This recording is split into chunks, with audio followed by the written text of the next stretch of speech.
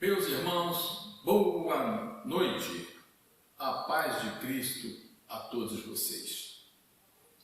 Hoje, conforme a escala do conselho, coube-me trazer esta mensagem, esta reflexão. E eu estive durante um certo tempo querendo falar sobre o Sermão do Monte, as bem-aventuranças. E então eu comecei a pensar, meditar sobre isso, e isso não saiu da minha cabeça, e pedindo iluminação a Deus,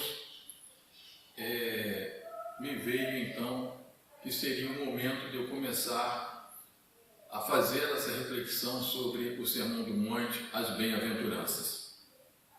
Hoje nós meditaremos sobre a primeira parte do Sermão do Monte. Ensinamentos que Jesus deu aos seus discípulos e foi também ouvido por uma multidão que os seguia. Hoje nós meditaremos, refletiremos sobre a primeira bem-aventurança que está registrada em Mateus 5, de 1 a 3. E assim diz a palavra do Senhor. Vendo Jesus que a multidão subiu ao monte, e como se assentasse, aproximaram-se os discípulos, e ele passou a ensiná-los, dizendo: Bem-aventurados os humildes de espírito, porque deles é o reino dos céus. Vamos, antes de começar a conversar sobre esta passagem, vamos falar com o nosso Deus. Vamos pedir que Ele nos oriente, vamos pedir que Ele nos ilumine, para que nós possamos compreender bem esse texto e poder aplicar esses ensinamentos em nossa vida. Fechemos nossos olhos e curvemos nossas cabeças. Querido Deus, meu amado Pai, muito obrigado pela oportunidade, Senhor, de estar aqui na sua casa de oração para aprender da sua palavra, para aprender daquilo que tu queres que nós apliquemos em nossas vidas. Então, humildemente te pedimos que nos ilumine, nos dê discernimento, inteligência, compreensão, para que possamos, ao desenvolver o nosso raciocínio sobre isso, sejamos direcionados pelo Seu Santo Espírito para aquilo que Tu queres que aprendemos e para aquilo que Tu queres que eu fale agora aos irmãos que estão me ouvindo. Muito obrigado, nós te agradecemos, em nome de Jesus. Amém. Por que essa pergunta é importante fazer? Por que Jesus está dizendo bem-aventurado os humildes? Por que eu faço essa pergunta?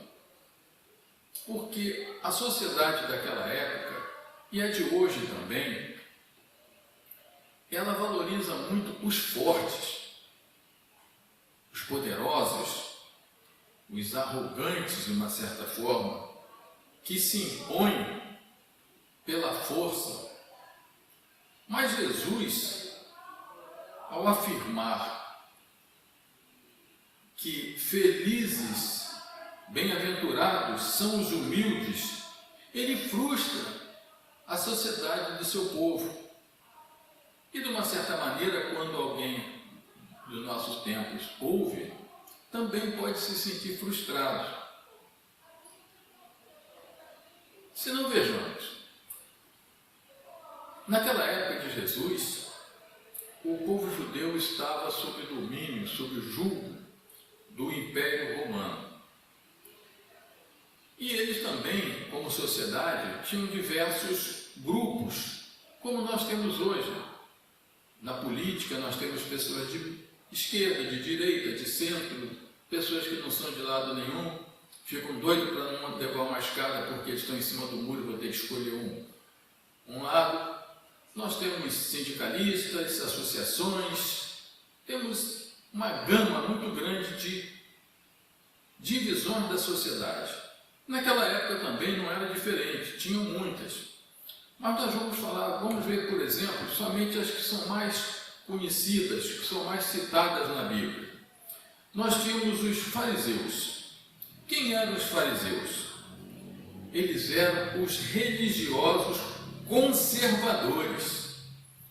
Eles esperavam um Messias milagroso, um Messias com sinais, queriam ver coisas extraordinárias acontecendo. Muitas vezes eles perguntavam para Jesus: dá-nos um sinal. Esses eram os fariseus. Tinha também os saduceus. Eles eram os liberais da época. Queriam um Messias materialista que pudesse sustentar a posição que eles tinham no templo, o seu status quo, a posição que eles tinham de exploradores do templo. Tinham também os zelotes, que eram os guerreiros. Eles lutavam contra a Roma, contra o Império Romano. Eles queriam, então, um Messias guerreiro, que se impunha sobre o poder de Roma. E se nós pensarmos bem, até os apóstolos, os discípulos de Jesus, tinham ideias equivocadas sobre Jesus. Quando Jesus ressuscitou, vocês se lembram, ele veio falando do batismo do Espírito Santo, das promessas do Pai, e os discípulos perguntavam: vai ser nesse tempo que tu vais subir no trono de Israel? Eles tinham uma ideia de que o Messias seria um político, vamos chamar assim, um reino político, onde Jesus assumiria o trono e eles provavelmente se tornassem os seus ministros de Estado. Jesus frustra todas essas expectativas quando ele afirma: bem-aventurado os humildes. Mas o que vem a ser uma pessoa humilde? Tanto naquela época como agora, a sociedade entende que humilde, de uma forma errada, errônea, a maioria das pessoas acreditavam que os humildes são aquelas pessoas desprovidas de recursos, são os pobres, desprovida completamente de recursos materiais. E é comum, até hoje, nós escutarmos: ah, ela mora numa casinha tão pequenininha, tão humilde, que dá até pena. Uma pessoa humilde para eles era que era uma pessoa que não tinha coragem de se impor, aceitava passivamente tudo. Mas não é este o conceito que Jesus quer dizer. Manso e humilde. Quando ele fala manso e humilde, não é um ser medroso, não é um ser fraco, não é um ser tímido, não é um ser covarde, não é um ser indolente, não é aquele que fica impassivo diante dos problemas da vida, que se curva diante das ameaças e das adversidades que nós todos temos na vida. Se nós olharmos à luz da Bíblia, você pode perceber que os humildes, os mansos, dentro do que nós vemos na Bíblia e também dentro do que nós vemos na história da Reforma, que nós comemoramos agora em outubro, essas pessoas humildes de coração, os mansos, elas sofreram e enfrentaram açoites, foram açoitadas, eles ficaram atribuladas, eles enfrentaram prisões, eles enfrentaram o martírio, todos de cabeça erguida, e eles também não recuaram.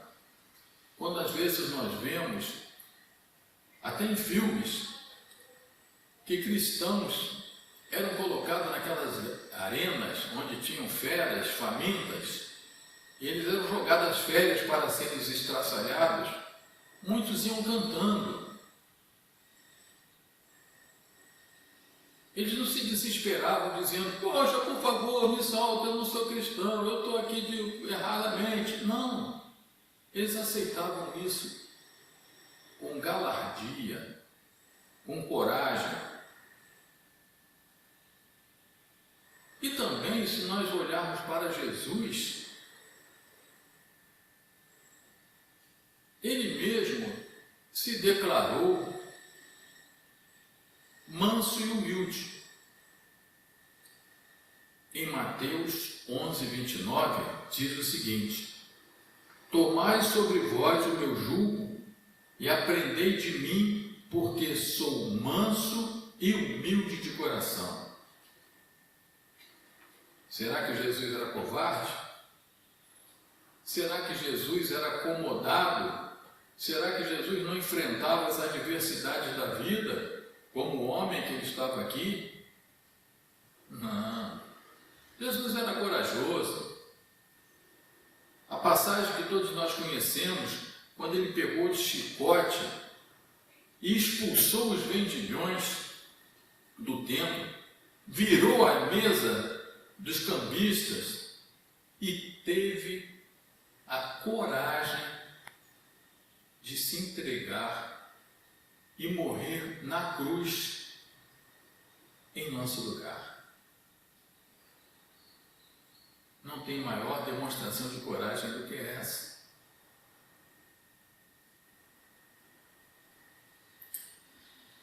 Podemos então concluir que ser manso e humilde é exatamente o oposto de orgulhoso. Fazendo uma analogia entre um e outro, pois o orgulhoso, seja ele, seja rico, seja pobre, ele se acha, como diz hoje na linguagem popular, ele está se achando. Ele se acha que não precisa de ninguém. Ele é suficiente em si mesmo. Ele não precisa de Deus. Ele consegue tudo com seus próprios braços.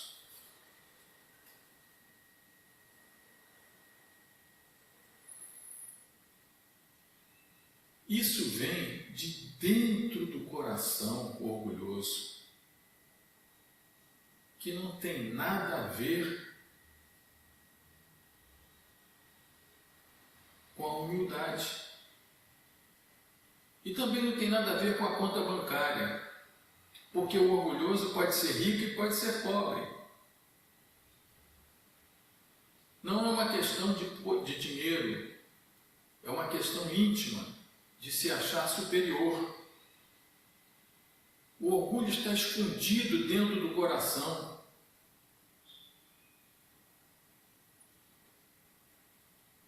Outra coisa são as pessoas que vivem se queixando. Essas pessoas também são orgulhosas, apesar de achar que não. Você às vezes encontra pessoas que dizem: eu não dei sorte nessa vida, eu não tenho isso, eu não tenho aquilo, eu não tenho aquilo outro. Você tem um carro, reclama: não, eu tenho esse carrinho, mas em compensação fulano tem um carrão novo. Eu moro aqui nessa casa, eu consegui comprar com muita dificuldade, mas eu queria ter um apartamento maior, uma casa maior. Tem o meu cunhado que tem uma casa boa. Mas, coitado, eu não sei, não nasci com essa sorte.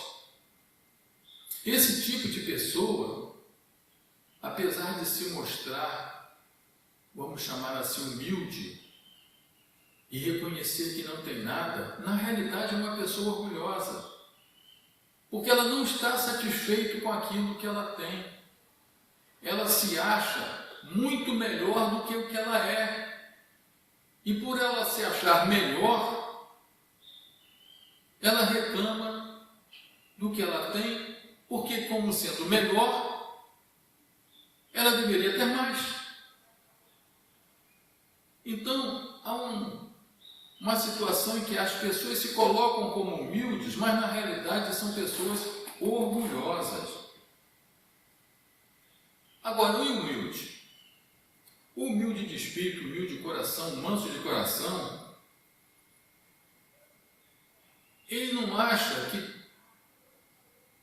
que tem menos do que ele tem. Ele acha que o que ele tem é o suficiente para ele. Ele entende que todos somos pecadores e nós estamos desprovidos da graça de Deus. Ele sabe que os alimentos, o ar, o sol, a chuva, tudo depende de Deus. E se ele não tivesse isso, ele não seria nada. Ele reconhece isso. Ele reconhece que ele precisa de um Deus soberano que possa prover todas as suas necessidades. E ele sabe que aquilo que ele tem é o suficiente para ele. Não quer dizer que ele não possa ter a ambição de melhorar. Isso é outra coisa. Querer ter um pouco mais através do esforço do trabalho, né? De uma poupança de alguma coisa, isso é óbvio que isso é certo, é correto. Mas ele não vai ficar se lamentando com o que ele tem, porque ele sabe que o que ele tem é suficiente para ele.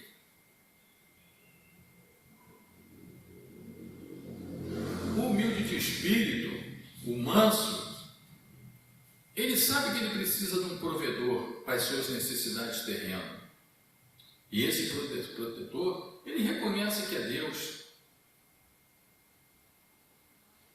E esse Deus, ele nos criou à imagem e semelhança para que nós o refletíssemos.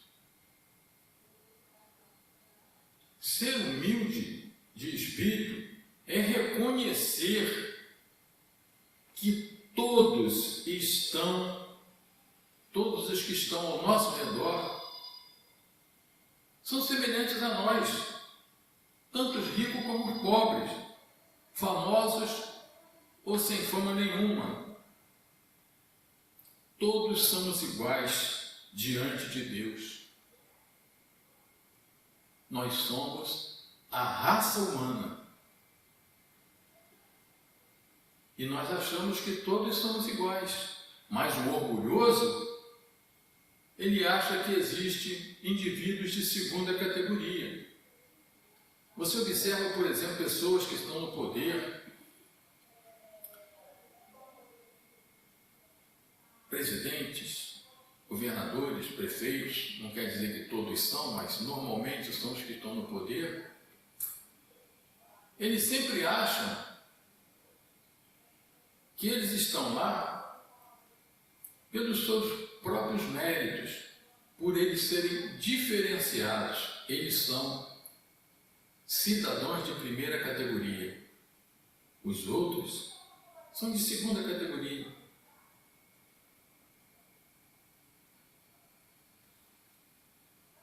O humilde, ele reconhece que precisa exclusivamente de Deus para que ele seja feito uma nova criatura para receber por herança o reino que está preparado desde a fundação do mundo.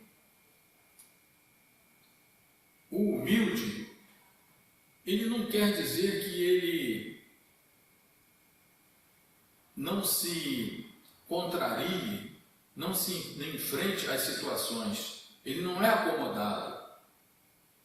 Mas ele tem a certeza, a convicção plena do que ele é, o que ele representa. Ele sabe o seu lugar. Então ele não teme nada. O seu único temor é o temor de Deus. E ele sabe que ele pode contar sempre com Deus.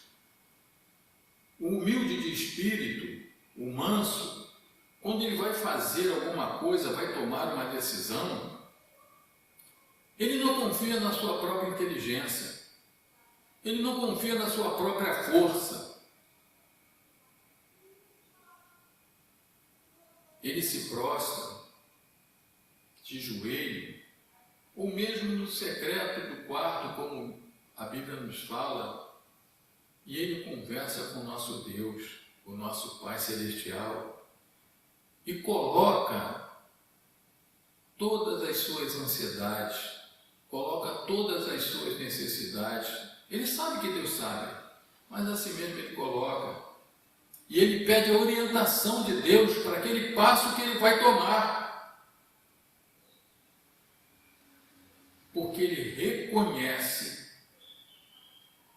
o seu lugar como sendo aquele indivíduo que depende exclusivamente do seu Criador. Por isso é que Jesus falou: eu sou humilde e manso de coração, aprendei de mim. Se nós queremos herdar o reino dos céus, Jesus fala: aprendei de mim, que sou manso e humilde de coração. Nós devemos ter esta plena consciência de que nós somos iguais a todos os outros. Porém, nós temos a consciência que não somos nada, se não for pela vontade do nosso Criador, do nosso Pai Celestial. Então, sejamos humildes de coração, sejamos mansos de coração, porque aí sim nós podemos olhar e dizer: bem-aventurado os humildes de espírito, porque os humildes e os mansos, é o reino de Deus, aquele reino que está preparado para nós desde a fundação do mundo. Sejamos humildes, sejamos mansos de coração e, principalmente, nunca podemos perder a consciência de que nós precisamos exclusivamente de Deus, o nosso Pai. Sem Ele não somos nada. Que Deus nos abençoe e nos dê cada vez mais o conhecimento da humildade. Amém. Vamos à bênção do Senhor. E que a graça do nosso Senhor e do nosso Salvador, o Senhor Jesus Cristo, e que o amor de Deus, o nosso Pai, e que a comunhão, que as consolações, que a alegria e que a paz que vem do Espírito Santo do Senhor, o Espírito da verdade, repouse sobre você, meu irmão e minha irmã, sobre a sua casa, sobre toda a sua família, sobre toda a nossa igreja, aonde você estiver, e sobre todo o povo de Deus, desde agora e para todo sempre.